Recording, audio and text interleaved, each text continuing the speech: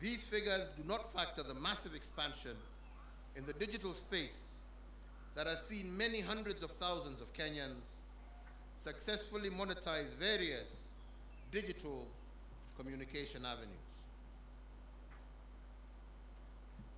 I have immeasurable pride in having the magical tag of Made in Kenya affixed to a much wider range of products, and my administration has reinvigorated domestic manufacturing and diversified our exports of finished products.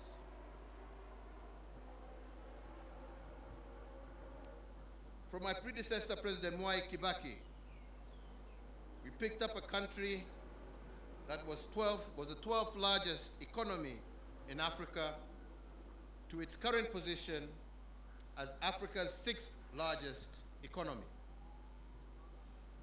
We have almost tripled the wealth of our nation from a GDP of 4.5 trillion in 2013 to close to 13 trillion currently.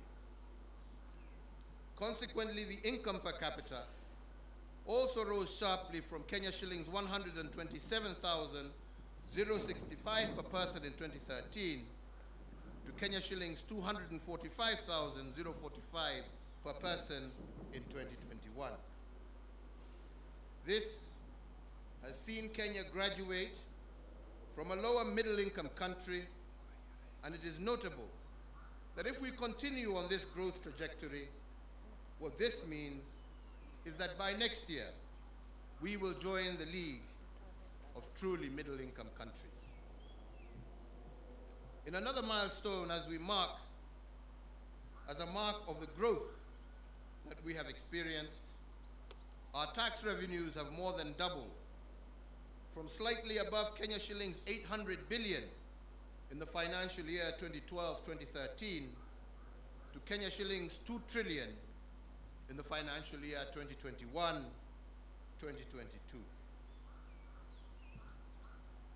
The dream of our forefathers was to rid the country of disease, ignorance, and hunger. And to bring the nation closer to this goal, in addition to the educational gains I highlighted earlier, we have connected more than 13 million Kenyans to clean water and registered a 400% growth in the number of Kenyans issued with NHIF cards, with 17.1 million Kenyans currently issued compared to 4.4 million issued as at April 2013.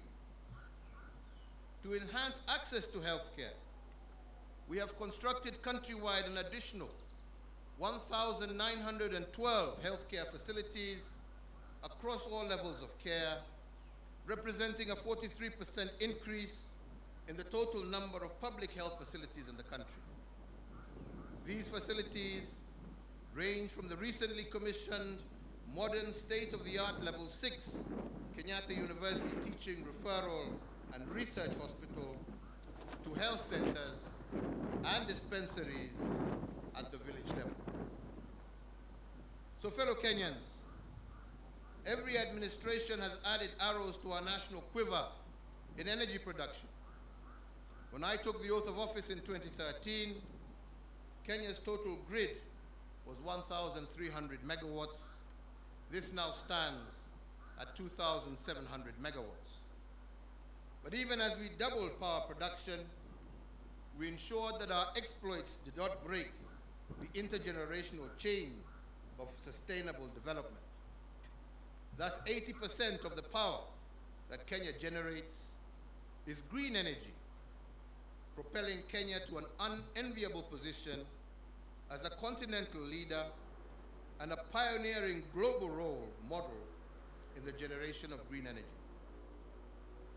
To share in this plenty with all Kenyan families, we have tripled the number of households with access to electricity by connecting an extra 6.3 million households, up from 2.3 million households in 2013. So I therefore hand over in an unbroken chain a country that has connected more people to electricity, more homes to electricity, than any other country in Africa over the last decade.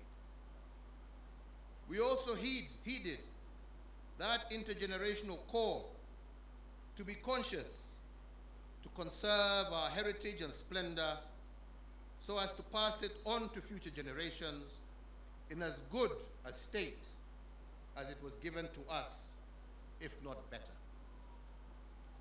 We have done this by leading a planting campaign where 1.34 billion trees have been planted, moving our forest cover from 6.99% in 2013 to 8.83% in 2022, and increasing our tree cover from 12.3%, thus surpassing the set constitutional threshold of 10% in a record 5 years.